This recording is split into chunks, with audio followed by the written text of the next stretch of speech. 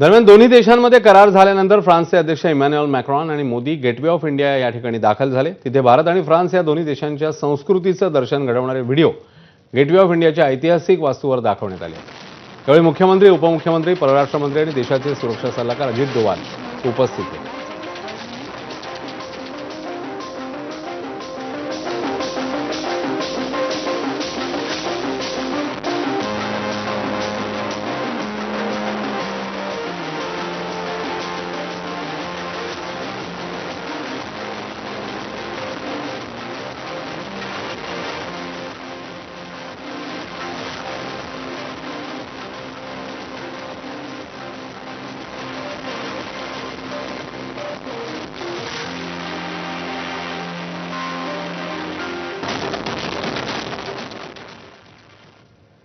दरम्यान आजच्या दिवसातल्या सर्व महत्त्वाच्या बैठका संपल्यानंतर फ्रान्सचे अध्यक्ष इमॅन्युएल मॅक्रॉन थेट मुंबईतल्या छत्रपती शिवाजी महाराज टर्मिनसमध्ये दाखल झाले। त्यांनी मुंबईतील लोकल वाहतूक आणि भारतीय रेल्वेबाबत माहिती घेतली, तसंच सीएसएमटी स्थानकाची पाहणी देखील केली आहे। यासोबतच बाहेर उभ्या असलेल्या प्रवाशांसोबत त्यांनी संवादही साधलाय।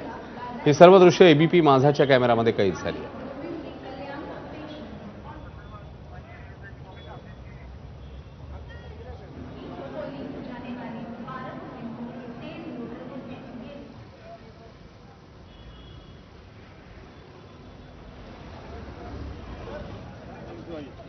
Have a good evening. Good evening.